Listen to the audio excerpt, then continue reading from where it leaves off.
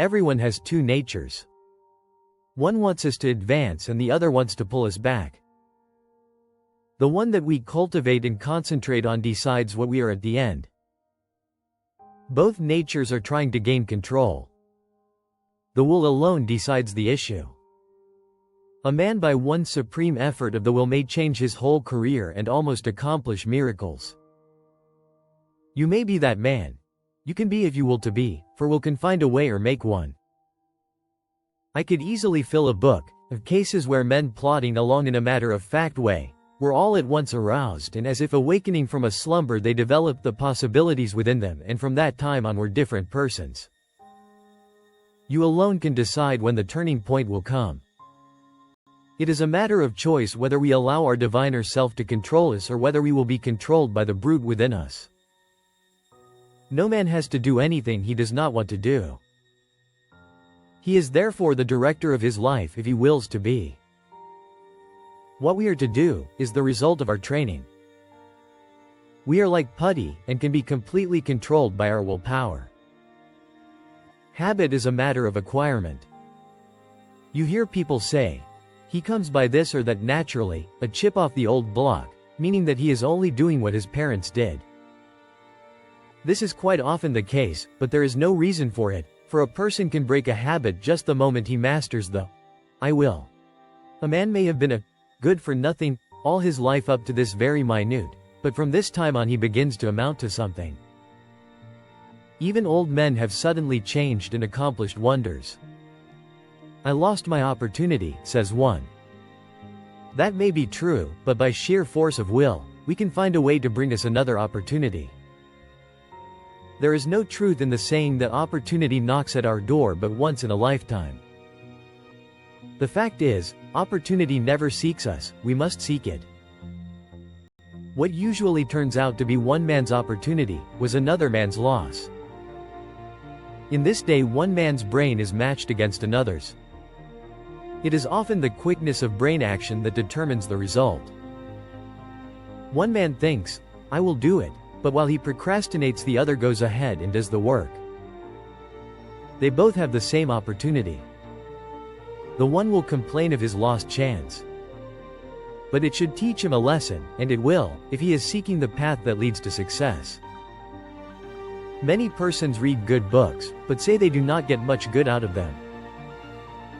They do not realize that all any book or any lesson course can do is to awaken them to their possibilities, to stimulate them to use their willpower.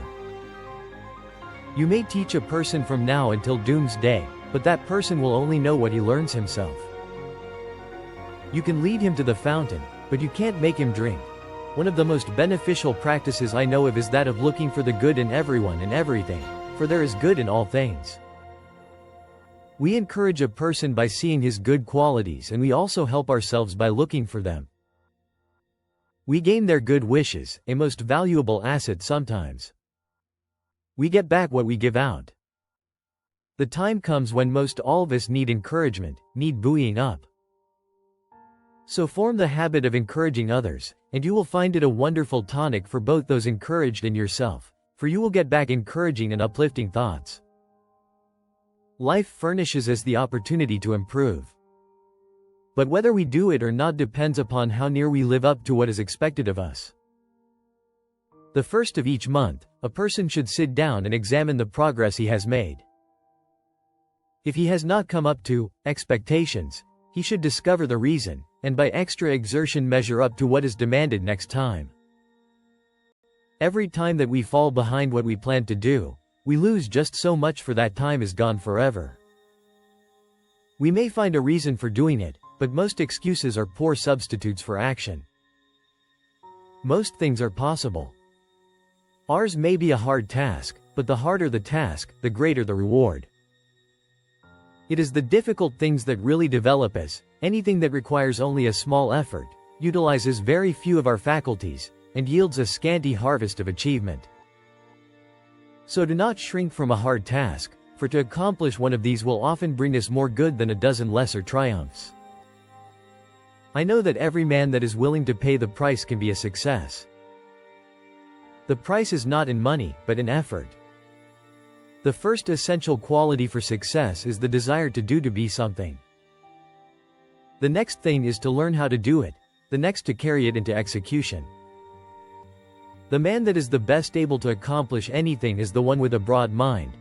The man that has acquired knowledge, that may, it is true, be foreign to this particular case, but is, nevertheless, of some value in all cases. So the man that wants to be successful must be liberal. He must acquire all the knowledge that he can.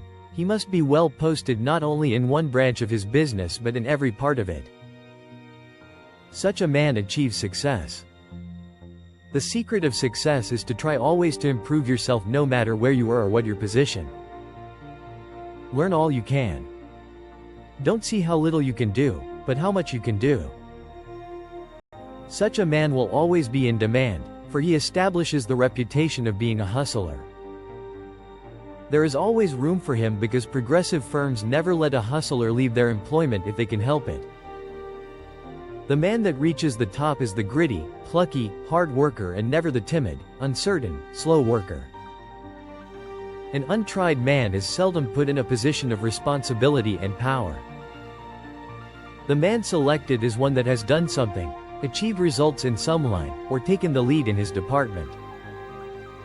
He is placed there because of his reputation of putting vigor and virility into his efforts, and because he has previously shown that he has pluck and determination.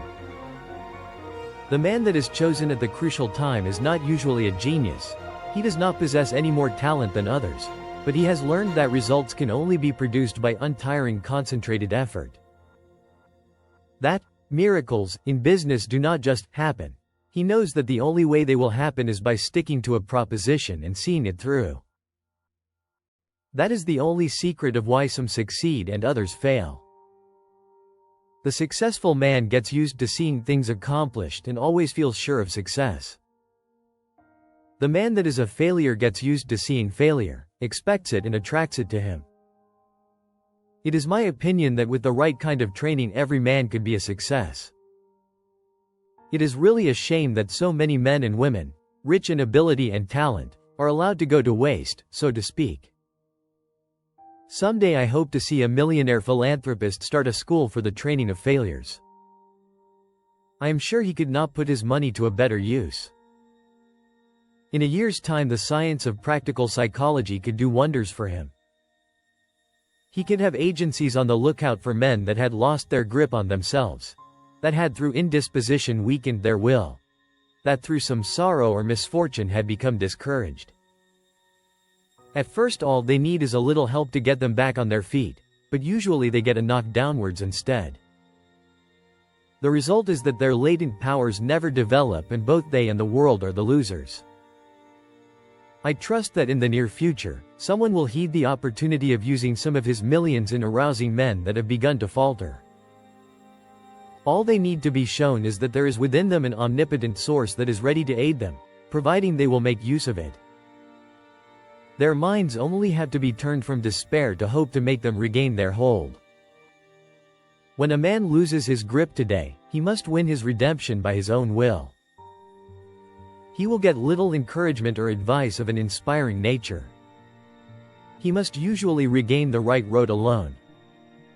He must stop dissipating his energies and turn his attention to building a useful career. Today we must conquer our weakening tendencies alone. Don't expect anyone to help you. Just take one big brace, make firm resolutions, and resolve to conquer your weaknesses and vices. Really none can do this for you.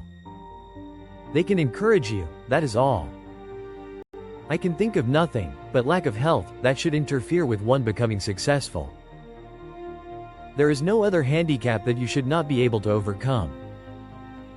To overcome a handicap, all that it is necessary to do is to use more determination and grit and will. The man with grit and will may be poor today and wealthy in a few years. Willpower is a better asset than money.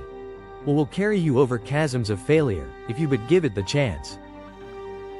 The men that have risen to the highest positions have usually had to gain their victories against big odds. Think of the hardships many of our inventors have gone through before they became a success. Usually they have been very much misunderstood by relatives and friends.